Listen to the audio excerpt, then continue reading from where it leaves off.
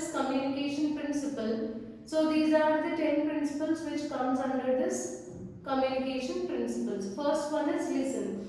So listen to the speaker carefully without formulating your responses to those words.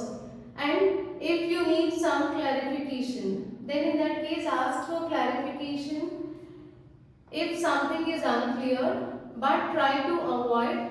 So here just avoid constant interruptions. So if you have any doubts, you can ask speaker, but try to avoid constant interruptions. Next, prepare before you communicate. So before you meet someone in order to discuss about the requirements or about the software, so first you need to prepare. So first you need to understand the concept clearly. So here, if in order to understand it in a better way, you can even do research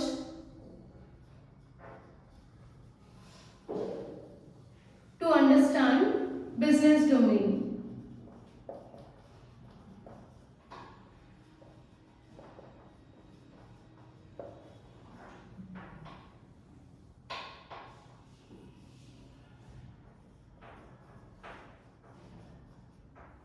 Business domain.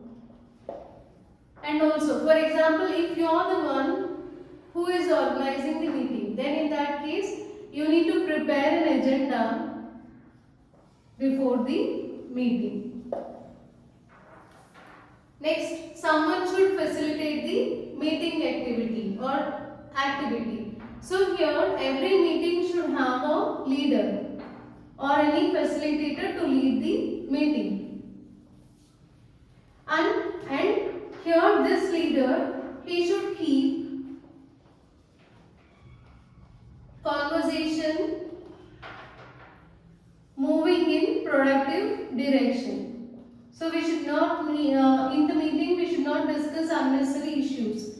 It should, so the conversation should be completely in a productive way. So keep conversation in a productive, moving in productive direction. And also mediate any conflict that occurred. So during meetings, sometimes conflicts occur. So here this leader, we need to mediate the conflict that occur. At the same time, here we need to ensure other principles are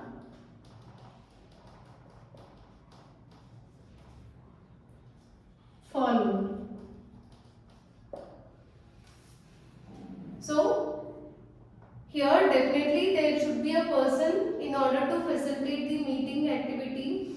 So this person is nothing but a leader or a facilitator. So he should keep the conversation moving in a productive direction, and he should mediate any conflict that occurred during the meeting and ensure other principles are properly followed. Fourth one is face-to-face communication is best. So sometimes its words fail to describe the given concept. So if there is any other way to express the relevant information, in that case it's better to go with face-to-face communication. For example, if particular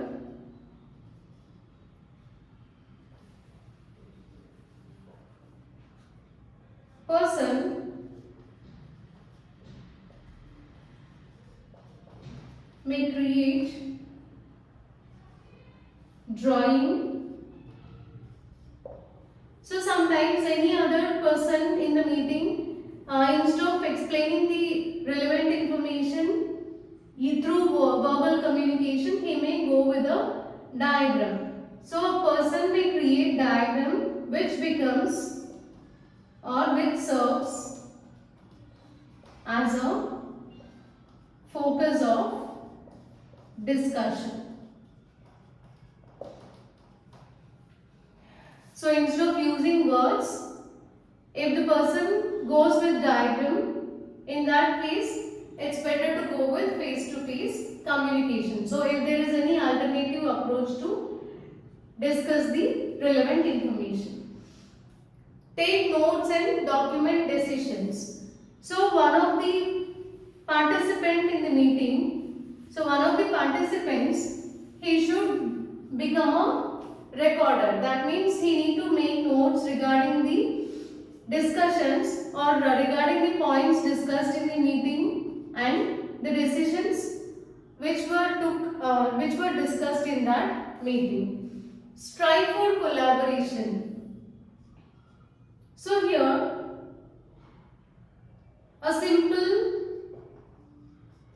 or small collaboration.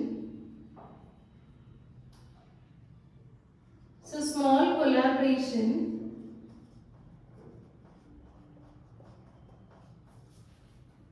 serves to build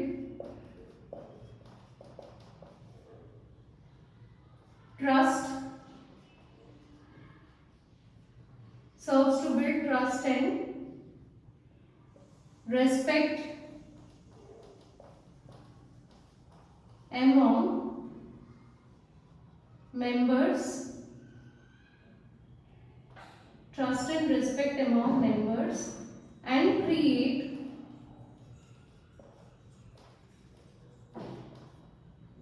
common goal for team. So here sometimes small collaboration teams, they may serve to build trust and respect among members in the team, and they create common goal for that team. So if there is common goal for that team, then in that case all the members in that team will work together in order to achieve their goal.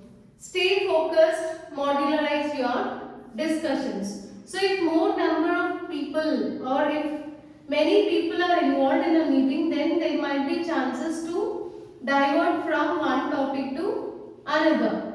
So here again this facilitator or the leader, he should make sure that there is no diversion among the people. So the individuals working in a team, they should not divert from one topic to another topic. So always modularize your discussions. So if something is unclear, draw a picture. So as sometimes verbal communication fails or words fail to express the meaning. So in that case, it's better to go with a picture or a sketch instead of using words or verbal communication if something is not clear. So once you agree to something, then simply move on. So if you can't agree to something, then also it's better to move on. Last one is negotiation is not a contest or a game. It works best when both parties win. So in many instances,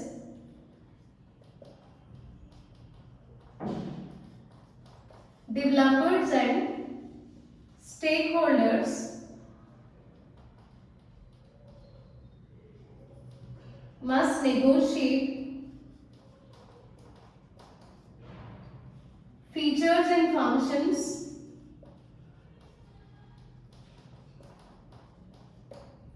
delivery dates,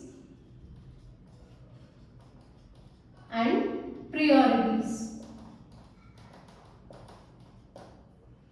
So see, here when can we say that both parties won? So it works best when both parties win. When it happens means, here both the stakeholder and developer should satisfy with, or they should stick to one point regarding either the functions or features implemented in that product development or delivery dates, regarding the delivery dates or else priorities.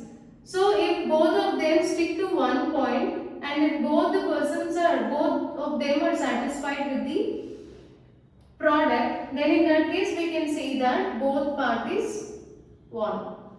So negotiation is not a contest or a game. So here this negotiation, it works best when both the parties, that is developers and stakeholders, win.